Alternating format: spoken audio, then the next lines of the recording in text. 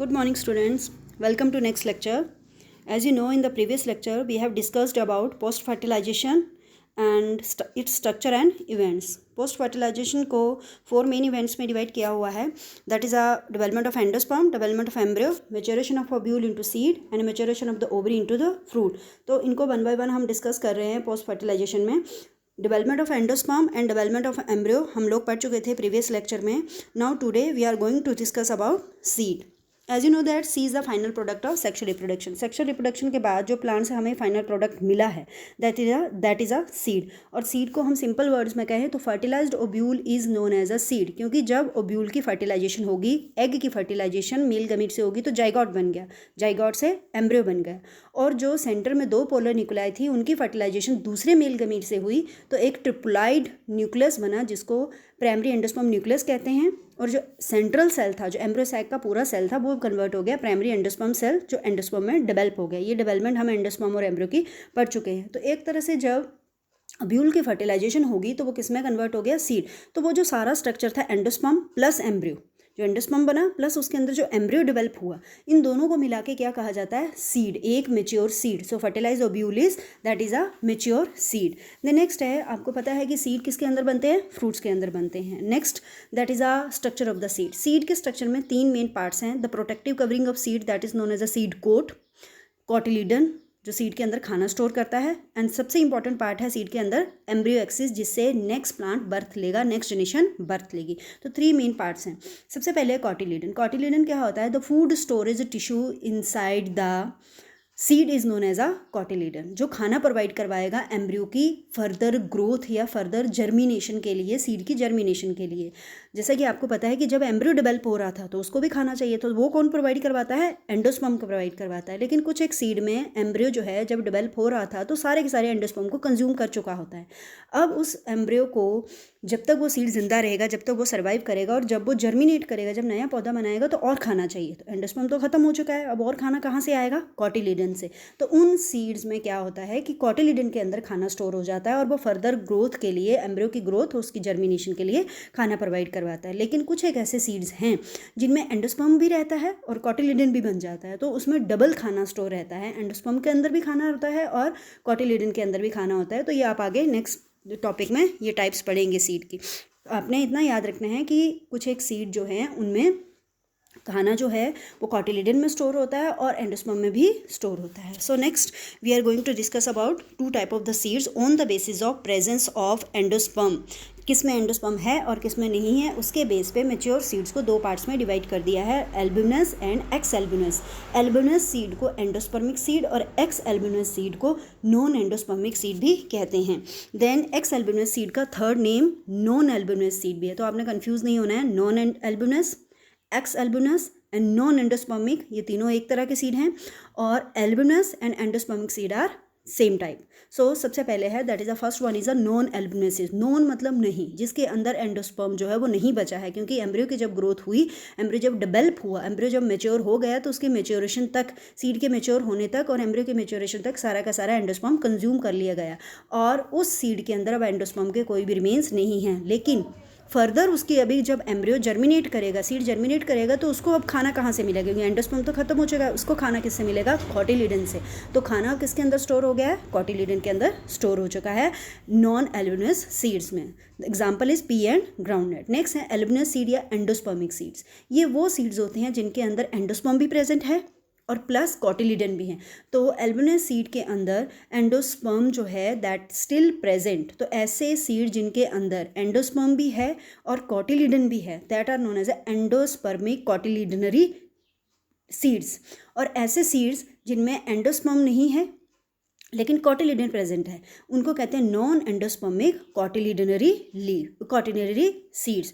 तो आपने ये ध्यान रखना है कि जब जिसमें जो चीज़ प्रेजेंट है उसको जैसे कॉटिलीडन प्रेजेंट है तो कॉटिलीडन लिख देना है, अगर कॉटिलीडन नहीं प्रेजेंट है तो नॉन कॉटिलीडनरी लिख देना है. तो इसके बेस पे अलग अलग सीड की टाइप बन जाएगी. जैसे 2 टाइप्स तो आप यहाँ पढ़ रहे हैं, non albuminous and albuminous. Similarly आप इसको कह सकते हैं एंडोस्पर्मिक एंड नॉन एंडोस्पर्मिक. जिसमें एंडोस्पर्म प्रेजेंट है वो एंडोस्पर्मिक, जिसमें नहीं प्रेजेंट है वो नॉन एंडोस्पर्मिक.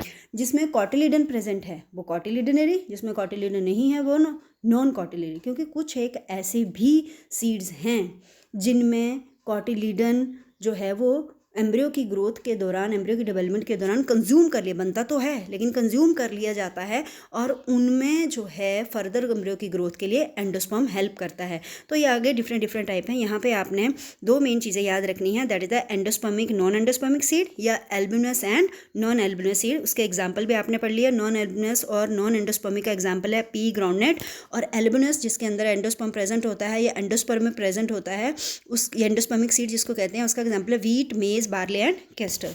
लेकिन एक अनोमली भी है, एक एक्सेप्शन है। जैसे ब्लैक पेपर और बीट के जो सीड्स होते हैं उनमें जब सीड मैच्योर हो जाता है तो उसमें न्यूक्लियस भी रह जाता है। न्यूक्लियस क्या था, जो ओब्यूल के चारों ओर न्यूट्रिटिव टिश्यू था, नरिशमेंट देने वाला टिश्यू था, जो ओब्यूल की डेवलपमेंट के टाइम उसको खाना दे रहा था, उसको न्यूक्लियस कहा जाता है। तो कुछ एक सीड में, जैसे ब्लैक पेपर और बीट में, जब ओब्यूल की फर्टिलाइजेशन होगी, एंडोस्पर्म बन गया, एम्ब्रियो बन गया, उसके बाद भी न्यूक्लियस का थोड़े बहुत रिमेन्स रह जाते हैं। तो जो कुछ एक सीड्स के अंदर न्यूक्लियस रह गया इन the form of the nutritive tissue, उस न्यूक्लियस की लेयर को पेरिस्पर्म कहा जाता है। तो आपको पेरिस्पर्म की डेफिनेशन पता होनी चाहिए। The residual persistent nucleus that is present in the mature seed is known as a perisperm. Then next है, नेक्स्ट पार्ट ऑफ, ये हमने पढ़ा एंडोस्पर्म के बारे में, जो सीड के अंदर जो एंडोस्पर्म प्रेजेंट है या नहीं है। उसके बाद है नेक्स्ट सीड का स्ट्रक्चर है seed coat. These are the seed coats are the protective covering of the seed. जो इंटेगुमेंट्स थी ओब्यूल की, जब हमने ओब्यूल का स्ट्रक्चर पढ़ा था तो ओब्यूल के चारों ओर जो प्रोटेक्टिव लेयर थी उनको इंटेगुमेंट्स कहा जाता था। तो जो उसकी चारों ओर इंटेगुमेंट्स थी, that integuments converted into the seed coat. जो माइक्रोपाइल थी still remain in the mature seed in the form of the small pore. जहाँ पे माइक्रोपाइल था वहाँ पे एक छोटा पोर सीड में रह जाएगा, जिसके थ्रू गैसेस एक्सचेंज होगा। सीड के अंदर एम्ब्रियो है जो जिंदा है, जो डिवाइड कर रहा है या फिर जो डॉर्मेंट स्टेज में है। अगर वो मान लो सीड जर्मिनेट नहीं कर रहा है, आपने घर में स्टोर करके रखा है, तो वो मरा हुआ नहीं है, दैट सीड इज़ अलाइव। वो उसका एम्ब्रियो थोड़े बहुत जितना उसको ज़िंदा रहने के लिए एक्टिविटीज़ करनी चाहिए उतनी एक्टिविटीज़ कर रहा है वो। तो उस सीड को जो ज़िंदा रहने के लिए गैसेस चाहिए, मॉइस्चर चाहिए, वो उस माइक्रोपाइल के थ्रू लेता रहता है। तो आपने ये ध्यान रखना है कि जब आपने घर में सीड स्टोर करके रखा है, एक सीड का वायबल पीरियड होता है, आप 1 महीने, 10 महीने, कई साल तक कुछ एक सीड को स्टोर करके रख सकते हैं, और वो सीड मरा हुआ नहीं होता, उसके अंदर एम्ब्रियो जिंदा होता है, लेकिन वो एम्ब्रियो डॉर्मेंट होता है। डॉर्मेंट मतलब इनएक्टिव होता है, लेकिन जिंदा होता है, इसलिए उसको अपने जिंदा रहने के लिए मॉइस्चर, ऑक्सीजन वगैरह चाहिए, वो उस माइक्रोपाइल के थ्रू लेता रहता है। This facilitate entry of oxygen and water into seed during germination. Germination के टाइम भी जब सीड को पानी और ज़्यादा ऑक्सीजन या दूसरी गैसेज चाहिए होती हैं, तो वो उसी माइक्रोपाइल के थ्रू आती है। जैसे जैसे सीड मेच्योर होता जाता है, जब सीड कम्प्लीटली मेच्योर हो जाता है, तो उसमें वाटर कंटेंट रिड्यूस्ड हो जाता है, क्योंकि आपको पता है कि जिस चीज़ के अंदर ज़्यादा पानी रहेगा वो चीज़ उतनी जल्दी ही ख़राब हो जाएगी। और सीड को तो हम काफ़ी लंबे टाइम तक स्टोर कर सकते हैं, सुखा के हम सीड को, कुछ एक सीड्स को लंबे टाइम तक स्टोर करके रख सकते हैं। जैसे वीट है, वीट को हम सुखा लेते हैं, धूप में सुखाते हैं और उसके बाद ड्राई करते हैं, और उसके बाद उसको 1 साल तक भी स्टोर करके रख सकते हैं। तो जो एक मेच्योर सीड है उसमें ऑलरेडी वाटर कंटेंट रिड्यूस्ड हो जाता है, जिससे वो जल्दी ख़राब ना हो सीड, और उसके अंदर जो वाटर कंटेंट बचता है कम्प्लीटली ड्राई होने के बाद, दैट इज़ 10 to 15%। और ये ज़रूरी भी है, क्योंकि उसके अंदर एम्ब्रियो को ज़िंदा रहने के लिए इतना सा मॉइस्चर, इतना सा पानी चाहिए। तो सीड मेच्योर होने के बाद उसमें वाटर कंटेंट बहुत कम रह जाता है। साथ में सीड मेच्योर होने के बाद उसमें क्या चेंजेस आते हैं, एम्ब्रियो की एक्टिविटी स्लो हो जाती है। मैंने पहले बताया कि उसका एम्ब्रियो कैसा हो जाता है, डॉर्मेंट, इनएक्टिव हो जाता है, बहुत कम एक्टिविटीज़ करता है जो सिर्फ उसको ज़िंदा रहने के लिए चाहिए। जैसे रेस्पिरेशन रेट स्लो हो जाएगी, डाइजेशन, खाने की जो डाइजेशन रेट है वो स्लो हो जाएगी, दूसरे केमिकल प्रोडक्शन, हार्मोन की प्रोडक्शन रेट स्लो हो जाएगी। तो एम्ब्रियो जो है वो उसकी एक्टिविटी स्लो हो जाएगी, और एम्ब्रियो जो है एक स्टेट में, इनएक्टिव स्टेट में चला जाएगा, जिसको डॉर्मेंट या डॉर्मेंसी कहते हैं। तो जो एम्ब्रियो होता है एक मेच्योर सीड के अंदर, वो डॉर्मेंट स्टेट में होता है, इनएक्टिव, मरा हुआ नहीं होता, इनएक्टिव स्टेज में होता है। जैसे ही आप उस सीड को दोबारा सॉइल में लगाएंगे और फेवरेबल इन्वायरमेंट मिलेगा, वो एम्ब्रियो दोबारा एक्टिव हो जाएगा और नया जो है वो प्लांट बना देगा, रूट और शूट बना देगा। लेकिन जब तक आपने उस सीड को स्टोर करके रखा हुआ है, अनफेवरेबल इन्वायरमेंट दिया हुआ है, तब तक वो उसके अंदर एम्ब्रियो जो है वो इनएक्टिव स्टेट में रहता है और अपनी एक्टिविटीज़ को स्लो करके रखता है। तो आपको ये पता होना चाहिए कि सीड के अंदर मॉइस्चर कंटेंट कितना बचता है। एक मेच्योर सीड के अंदर 10 to 15%। एम्ब्रियो उसका डॉर्मेंट स्टेज में रहता है। जैसे ही उसको फेवरेबल कंडीशन मिलती है, फेवरेबल कंडीशन क्या होंगी, अच्छा पानी मिलेगा, एडिक्वेट मॉइस्चर, ऑक्सीजन मिलेगी, सूटेबल टेम्परेचर मिलेगा, वो दोबारा जर्मिनेट कर जाएगा, फिर से एक्टिव हो जाता है, embryo will again become active. Then next है जो ओब्यूल था, उसने तो मेच्योर होकर सीड बना दिया, उसने फर्टिलाइज होकर सीड बना दिया, और जो ओवरी थी वो किस में कन्वर्ट हो जाएगी, फ्रूट, क्योंकि हमने पहले ही पढ़ा कि seed are present inside the fruits. तो ओब्यूल का सीड बन गया, और फर्टिलाइज होने के बाद, और we can say that mature ovule is change into the seed and mature ovary is change into the fruit. So transformation of ovule into seed and ovary into fruit proceed simultaneously, साथ साथ में होता है. जैसे ही ovule की fertilization से seed बनना शुरू होता है, उसी तरह ओवरी की वॉल से या ओवरी से जो वो फ्रूट बनना शुरू हो जाता है. The wall of ovary develop into wall of the fruit. जो ओवरी की वॉल थी वो किस में कन्वर्ट हो जाती है, फ्रूट की वॉल में कन्वर्ट हो जाती है. तो that is known as a pericarp. एक टर्म हमने पढ़ी पेरिस्पर्म कि एक मेच्योर ओब्यूल के अंदर जब न्यूक्लियस के थोड़े बहुत रिमेन्स रह जाते हैं उसको पेरिस्पर्म कहते हैं. और the wall of the fruit is known as a pericarp. Ovary की वॉल फ्रूट की वॉल में कन्वर्ट हो जाती है तो उसको पेरिकार्प कहते हैं. तो पेपर में एक बार ये क्वेश्चन आया था कि what is the difference between the perisperm and pericarp. उसके बाद है कुछ एक फ्रूट्स फ्लैशी होते हैं, गावा, ऑरेंज, मैंगो, ये आपने 11th में फ्रूट्स की डिफरेंट टाइप्स के पढ़ी हैं. फ्लैशी फ्रूट्स होते हैं जिनके अंदर खाना जो है वो सेमी सॉलिड फॉर्म में स्टोर होता है. कुछ एक की वॉल जो है वो भी फ्लैशी होती है, उसको हम साथ में खा सकते हैं, जैसे गावा की खा लेते हैं. या फिर कुछ एक दूसरे फ्रूट्स हैं जिनकी फ्लैशी वॉल होने की वजह से हम उसको वॉल को भी खा लेते हैं और साथ में फ्रूट के अंदर जो मटीरियल है वो भी सेमी सॉलिड फॉर्म में या यू कैन से दैट कि पल्प फॉर्म में स्टोर होता है. कुछ एक फ्रूट ड्राई होते हैं, जैसे आपके ड्राई फ्रूट्स है, ग्राउंडनट हो गया, मस्टर्ड हो गया, इनकी वॉल भी हार्ड होती है जिसको आप नहीं खा सकते और इनके अंदर जो खाना है वो भी सॉलिड फॉर्म में स्टोर होता है. तो ये आप पढ़ चुके हैं 11th में, फ्लैशी फ्रूट्स कौन से होते हैं, ड्राई फ्रूट्स कौन से होते हैं. देन नेक्स्ट है क्वेश्चन है, is there any relationship between the number of ovule in the ovary and the number of seed present in the fruit. कि जितने एक ओवरी के अंदर ओब्यूल थे, मान लो एक ओवरी के अंदर 10 ओब्यूल थे, तो क्या फ्रूट के अंदर भी 10 ही सीड बनेंगे? क्या इनके बीच में ओब्यूल और सीड के बीच में डायरेक्ट रिलेशन या कोई रिलेशन है? Yes, there is a relation, direct relation between the ovule and the seed. अगर तो फर्टिलाइजेशन परफेक्ट हुई है, परफेक्ट का मीनिंग है कि जितने भी ओब्यूल थे वो सारे के सारे फर्टिलाइज्ड हो गए हैं, तो there is a perfect relationship between the ovule and seed, 1:1. जितने सीड थे उतने, जितने ओब्यूल थे उतने ही सीड बन जाएंगे. So that is a perfect relation. लेकिन ऐसा होता नहीं है नेचर में. नेचर में क्या होता है कि बहुत सारे ओब्यूल अनफर्टिलाइज्ड रह जाते हैं. कुछ एक ओब्यूल फर्टिलाइज्ड होते हैं, कुछ एक ओब्यूल अनफर्टिलाइज्ड रह जाते हैं, तो वो सीड में डेवलप नहीं होते. तो एक ओवरी के अंदर जितने ओब्यूल थे, ज़रूरी नहीं है जब वो ओवरी फ्रूट बने तो उसके अंदर उतने ही सीड हों. सीड कम भी हो सकते हैं, क्योंकि अगर 10 ओब्यूल थे तो हो सकता है उसमें से फर्टिलाइजेशन कितनी की हुई, 5 की हुई, तो उसकी वजह से 5 सीड ही उसके अंदर बनेंगे. जैसे एप्पल में होता है. एप्पल में क्या होता है कि जो जितने ओब्यूल थे उतने ओब्यूल जो फर्टिलाइज नहीं होते हैं, जिसकी वजह से उसमें ग्रोथ एसिमेट्रिक हो जाती है. तो एप्पल का जो साइज़ है, एप्पल का आपने शेप देखी हुई, कई बार एप्पल डिस्टॉर्टेड शेप के होते हैं, कहीं से पूरी तरह गोल नहीं होते, कहीं से ज़्यादा ग्रो कर गए, कहीं से उनमें डेंट या उनमें खड्डा पड़ गया होता है. तो वो उसकी वजह से होता है कि अनफर्टिलाइज्ड ओब्यूल ने वो हार्मोन प्रोड्यूस, जो अनफर्टिलाइज्ड ओब्यूल रह गए उन्होंने वो हार्मोन प्रोड्यूस नहीं किया, जिसकी वजह से वो ओवरी पूरी तरह फ्रूट में कन्वर्ट हो पाए, राउंड कन्वर्ट हो पाए और वो अनइवन ग्रोथ करते हैं. तो there is a direct relation between the ovule and the seed. But अगर परफेक्ट इसमें फर्टिलाइजेशन हुई है तब तो 1:1 का रिलेशन है, जितने ओब्यूल उतने सीड. लेकिन अगर ऐसा होता नहीं है, नेचर में परफेक्ट फर्टिलाइजेशन होती नहीं है, कम होती है, तो इसकी वजह से नंबर ऑफ सीड जो है वो कम रहते हैं. उसके बाद है नेक्स्ट, जैसे ही फ्रूट ओवरी से डेवलप होता है उसके फ्लावर पार्ट डीजनरेट हो जाते हैं और फॉलोअप हो जाते हैं. ये पहले भी आपने फर्स्ट चैप्टर में ही पढ़ा था कि पोस्ट फर्टिलाइजेशन के बाद फ्लावर में क्या चेंजेस आते हैं. जितने भी नॉन एसेंशियल फ्लावर पार्ट्स थे, जैसे सेपल पेटल थी, इसके अलावा जो एंथर थे, फिलामेंट है, या ऊपर पोलन ग्रेन जहाँ से रिलीज हुए एंथर से, वो स्टिग्मा, स्टाइल, ये सारे जो है वो विदर ऑफ हो जाते हैं या डीजनरेट हो जाते हैं. लेकिन कुछ एक ऐसी स्पीसीज़ हैं प्लांट्स की, जैसे एप्पल, स्ट्रॉबेरी, कैश्यू, इनमें थैलमस जो है वो फ्रूट फॉर्मेशन में पार्टिसिपेट करता है. So such fruits are known as a false fruits. ऐसे फ्रूट जिनमें ओवरी के अलावा कोई दूसरा स्ट्रक्चर फ्रूट फॉर्मेशन में पार्टिसिपेट करे या फ्रूट बनाए, that is known as a false fruits. लेकिन ऐसे फ्रूट जिनमें फ्रूट सिर्फ ओवरी से ही डेवलप हो, that is known as a true fruits. तो हमें जैसे पहले ही हमने पढ़ा कि ovary will change into the fruit.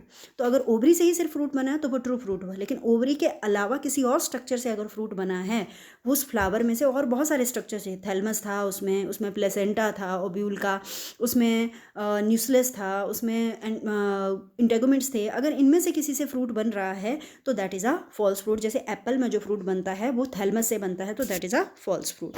उसके बाद नेक्स्ट है, we are going to discuss the difference between the true fruit and false fruit. सबसे पहले है basis the true fruit in which all the tissue are drive from ripened ovary and its content, जिसमें सारे के सारा fruit जो है वो सिर्फ ओवरी या इसके कंटेंट से ही बनता है। फॉल्स फ्रूट वो है जो ओवरी के अलावा किसी और पार्ट से बनता है, जैसे एप्पल का एग्जाम्पल है थैलमस, ओवरी से नहीं बनेगा, ओवरी के अलावा किसी ओब्यूल के या फिर ओवरी के अलावा जो फ्लावर का कोई और पार्ट था उससे डेवलप होगा। उसके बाद है ट्रू फ्रूट की अलग अलग नेचर होती है, वो सिंपल फ्रूट भी हो सकता है, एग्रीगेट फ्रूट भी हो सकता है, मल्टीपल फ्रूट भी हो सकता है, लेकिन फॉल्स फ्रूट में ऐसा नहीं होता है, वो एक ही तरह के नेचर के होते हैं। ट्रू फ्रूट में ओब्यूल जो है वो सीड में कन्वर्ट हो जाता है, और ट्रू फ्रूट के दो ही पार्ट्स होते हैं, पेरिकार्प एंड सीड। इसमें सिर्फ फ्रूट की वॉल और सीड ये दो ही पार्ट होते हैं। उसके बाद है ट्रू फ्रूट का दूसरा नाम, आपने ये ध्यान रखना है, जो इसमें डिफरेंस है वो डिफरेंस आपने लिखने होते हैं जो बहुत इंपॉर्टेंट है। तो ये इंपॉर्टेंट डिफरेंस ही आपको बता रखे हैं। जैसे सबसे पहले बताया डिस्क्रिप्शन मतलब ट्रू फ्रूट के डेफिनेशन, कि इसमें जो ट्रू फ्रूट है वो राइपेंड ओवरी इसके कंटेंट से बनेगा, फॉल्स फ्रूट ओवरी के अलावा किसी पार्ट से बनेगा। ट्रू फ्रूट की अलग अलग टाइप्स हो सकती है, simple fruit, aggregate fruit, multiple, लेकिन जो फॉल्स फ्रूट है वो उसमें ऐसा नहीं होता। उसके बाद है अल्टरनेटिव फ्रूट। ट्रू फ्रूट का दूसरा नाम यूकार्प है और फॉल्स फ्रूट का दूसरा नाम पार्थिनोकार्पिक या सीडोकार्प है। जो ट्रू फ्रूट है उसमें जो प्लांट की ओब्यूल की सिर्फ फर्टिलाइज जो ओवरी है वो ही फ्रूट बनाने में पार्टिसिपेट करती है, लेकिन फॉल्स फ्रूट में फ्लावर पार्ट्स भी पार्टिसिपेट कर सकते हैं, थैलमस भी पार्टिसिपेट कर सकता है, पेडंकल से भी फ्रूट बन सकता है, पेरियंथ से भी फ्रूट बन सकता है। तो ये भी एक इंपॉर्टेंट डिफरेंस है कि ट्रू फ्रूट में तो हमें पता ही है कि ओवरी ही फ्रूट बनाएगी या इसके ओवरी के कंटेंट, लेकिन फॉल्स फ्रूट में किस किस से बन सकता है, फ्लावर पार्ट से, थैलमस से, पेरियंथ से या फिर पेडंकल से। उसके बाद है ट्रू फ्रूट को हम क्या कहते हैं, मेच्योर एंड राइपेंड ओवरी, लेकिन फॉल्स फ्रूट जो है ओवरी के अलावा किसी और पार्ट से डेवलप होता है, जिसको राइपेंड ओवरी नहीं कह सकता है। जो ट्रू फ्रूट है वो फर्टिलाइजेशन के बाद बनता है, फॉल्स फ्रूट बिना फर्टिलाइजेशन के भी बन सकता है। ट्रू फ्रूट में हमेशा सीड होते हैं, फॉल्स फ्रूट में सीड नहीं भी होते हैं। अगर वो बिना फर्टिलाइजेशन से बना तो उसमें सीड नहीं होंगे, वो सीडलेस होगा और उसको पार्थिनोकार्पिक फ्रूट कहा जाएगा। तो these are the important difference between the true fruit and false fruit, इनको आपने अच्छे से लर्न करना है। इसके अलावा आपके लिए जो एक होमवर्क है that is a false fruit और ट्रू फ्रूट के एग्जाम्पल आपने लिखने हैं। कुछ एक एग्जाम्पल मैंने ट्रू फॉल्स फ्रूट के तो आपको बता ही दिए, ट्रू फ्रूट अपने चारों ओर जो आप देखते हो वो एग्जाम्पल आपने नोट डाउन करने हैं। उसके बाद है देन नेक्स्ट है, जैसा कि फ्रूट जो है वो फर्टिलाइजेशन के बाद बनते हैं, लेकिन कुछ एक ऐसे फ्रूट हैं जो बिना फर्टिलाइजेशन के भी बन जाते हैं, that are known as a parthenocarpic fruit, जो बिना फर्टिलाइजेशन के बन जाते हैं, और उसका एग्जाम्पल है बनाना। पार्थिनोकार्पी जो है वो एक बहुत इंपॉर्टेंट फिनोमेना है, बहुत सारे फार्मर इसको यूज़ करते हैं। आपने देखा है कि हम जो नॉर्मल फ्रूट्स मार्केट से लेके आते हैं, जैसे वाटरमेलन है या ऑरेंजेस है, उनमें बहुत सारे सीड होते हैं और वो आसानी से नहीं खाए जाते। तो फार्मर्स क्या कर रहे हैं, हॉर्टिकल्चरिस्ट जो फ्रूट्स को ग्रो करवाते हैं, द हॉर्टिकल्चरिस्ट उनको कहते हैं, वो क्या कर रहे हैं, एडवांस मेथड यूज़ कर रहे हैं और फ्रूट्स को पार्थिनोकार्पी डेवलप करवा रहे हैं, पार्थिनोकार्पी फ्रूट्स बना रहे हैं, बिना फर्टिलाइजेशन के ही फ्रूट बना दे रहे हैं, जिसके वजह से उनके अंदर सीड नहीं होते, और ऐसे फ्रूट्स खाने में भी ईजी होंगे और ये इकोनॉमिकली भी उनको स्ट्रॉन्ग करेंगे क्योंकि ज़्यादा महंगे बिकते हैं। तो बहुत सारे फार्मर जो हैं वो ग्रोथ हार्मोन का यूज़ करके बिना फर्टिलाइजेशन से ही डायरेक्ट एग से फ्रूट बना देंगे, बिना फर्टिलाइजेशन के ही एग से डायरेक्ट जो है वो ओवरी से फ्रूट बन जाएगा, और उसके अंदर एग जो है वो फर्टिलाइज नहीं हुआ तो उसके अंदर सीड नहीं होंगे, और जो ओवरी है उससे डायरेक्ट क्या बन जाएगा, फ्रूट बन जाएगा। तो that's why that are known as a parthenocarpic fruits. उसके बाद है सीड्स की बहुत सारी एडवांटेज है। सबसे इंपॉर्टेंट एडवांटेज क्या है कि सीड जो है दैट इज़ अ ग्रोथ और दैट इज़ अ मेन की for the next generation.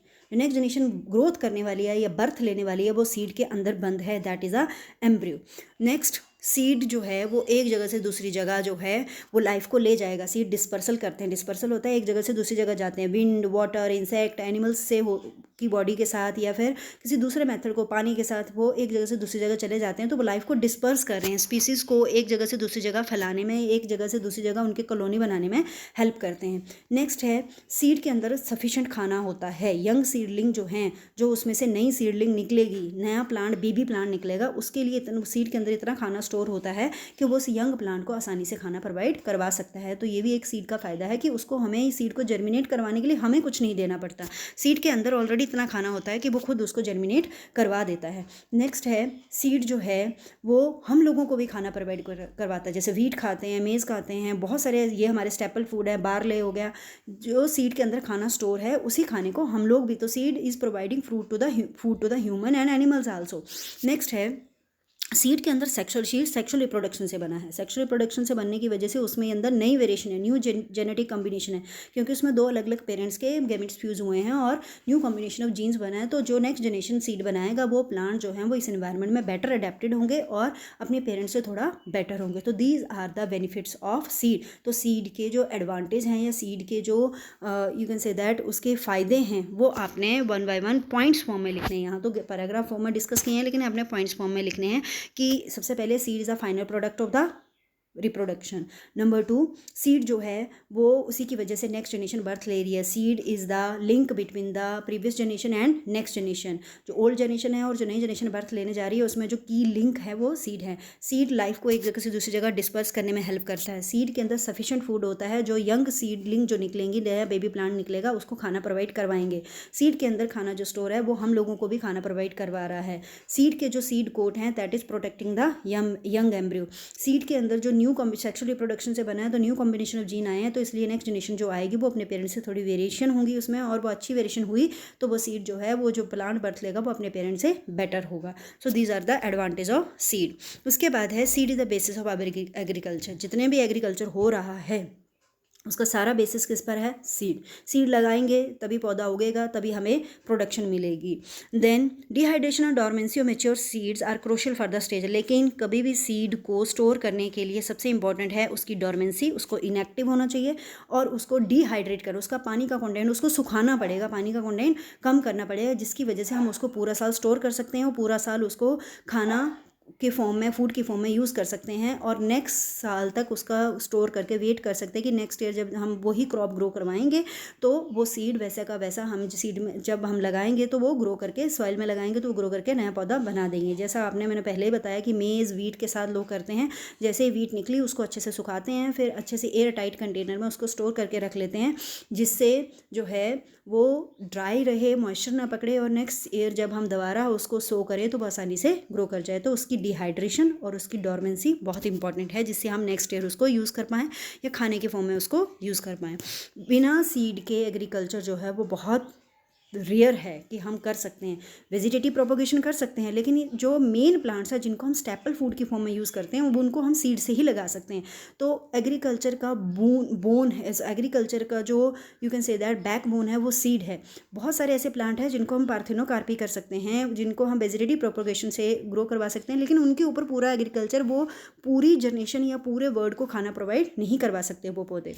Then how long do seed remain alive. Seed कब तक जिंदा रहते हैं डिस्पर्स होने के बाद या फ्रूट से निकलने के बाद? डिस्पर्सल होती है the release of the seed from the fruit, that is a dispersal. तो कितना टाइम जिंदा रहते हैं ये डिपेंड करता है अलग अलग सीड पर। अलग अलग स्पीसीज़ के सीड जो है वो अलग अलग टाइम के लिए ज़िंदा रहते हैं और उसकी जो लाइव पीरियड है, जितने टाइम तक वो लाइव रहता है, that is known as a viable period of seed. Seed जितना टाइम लाइव रहते हैं that is a viability of seed. कुछ एक सीड की फ्यू मंथ होती है, कुछ एक की कई साल होती है, कुछ एक की कुछ कई हज़ारों साल होती है, life for the 100 of years. जैसे एग्जांपल दे रखा है कि सबसे जो ओल्डेस्ट सीड है दैट इज़ द ल्यूपिस आर्टिकस, इस प्लांट का है जो आर्टिक टुंड्रा से निकाला गया है और ये सीड जो है वो बर्फ़ में दबा हुआ था और इसको seed germinated and flowered after an estimated record of 10,000 year of dormancy. 10,000 साल ये उस बर्फ़ में दबा रहा आर्टिक टुंड्रा के एरियाज़ में,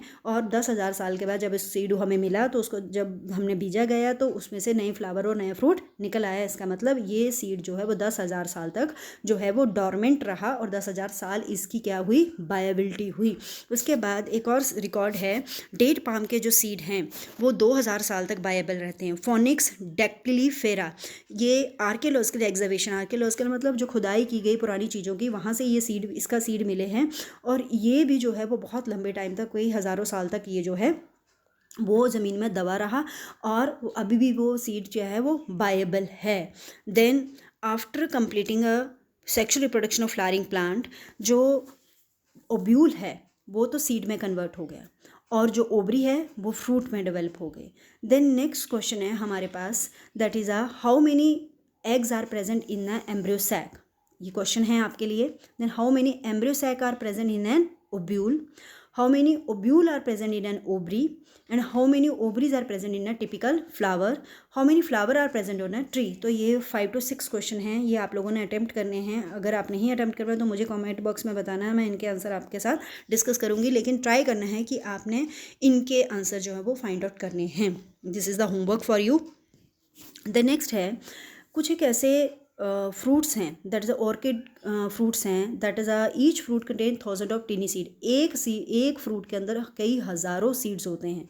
ये वेरी करता है कि ज़रूरी नहीं है कि एक सीड के अंदर एक फ्रूट के अंदर एक ही सीड हो. ऑर्किड का जैसे एग्जांपल दे रहे हैं कि एक फ्रूट के अंदर हज़ारों सीड भी हो सकते हैं. देन सिमिलर केस है पैरासिटिक स्पीसीज है एक ऑर्कोबैंक एंड स्ट्रिगा, इनके अंदर भी एक फ्रूट के अंदर हज़ारों के हिसाब से सीड्स होते हैं. फाइकस आपने देखा होगा, बर्ड का जो पौधा होता है उसका फ्रूट देखा होगा आपने, उस फ्रूट के अंदर अगर आप सीड देखें तो हज़ारों के हिसाब से सीड होते हैं. तो इतना बड़े ट्री में इतने छोटे से फ्रूट में कई छोटे छोटे टिनी सीड्स होते हैं. तो वो ज़रूरी नहीं है कि एक फ्रूट के अंदर एक ही सीड हो, एक फ्रूट के अंदर कई हज़ारों छोटे छोटे सीड स्मॉल सीड्स हो सकते हैं. Then such a tiny structure can produce such a large biomass over the years. क्या ये छोटे छोटे सीड्स बहुत सारे प्लांट्स प्रोड्यूस कर सकते हैं? यस, उन्हीं की वजह से जो है अर्थ पे आपको इतने सारे जो हैं वो प्लांट्स सीड की वजह से ही दिखाई दे रहे हैं. अगर एक फ्रूट के अंदर एक ही सीड होता तो वो एक ही प्लांट बनाते और वो प्लांट की स्पीसीज बहुत दूर दूर होती, लेकिन एक फ्रूट के अंदर कई सारे सीड्स होते हैं. कुछ एक में एक ही सीड होता है, कुछ एक में बहुत सारे सीड्स होते हैं, और जिनके अंदर सीड ज़्यादा होते हैं उनका डिस्पर्सल भी ज़्यादा होता है और उन प्लांट्स की स्पीसीज भी ज़्यादा हो सकती हैं. So this is all for the seed. जो क्वेश्चन आपको बताए हैं ये आपने जो है वो अच्छे से तैयार करने हैं. उसके बाद नेक्स्ट है एक चीज़ जो इसमें अभी इस टॉपिक में रह गई है, that is a monocot and dicot seed का स्ट्रक्चर. ये हम नेक्स्ट लेक्चर में डिस्कस करेंगे. और आपने इसमें मोनोकोट और डाइकोट सीड में डिफरेंस भी पढ़ना है, डिफरेंस भी तैयार करना है. स्ट्रक्चर अभी हम डिस्कस करेंगे, जब स्ट्रक्चर डिस्कस कर लेंगे तो उसके बाद आपको इसके डिफरेंस भी पता चल जाएंगे, लेकिन आपने एक बार इसका ओवरव्यू करना है क्योंकि 11th में भी आपने इसके बारे में पढ़ा हुआ है, मोनोकोट और डाइकोट के सीड्स के बारे में. So this is all for you, all for today. जो लेक्चर आज दिया है उसको अच्छे से तैयार करना है. कोई अगर डाउट है उसमें तो आपने कमेंट बॉक्स में बताना है. Thank you and have a good day.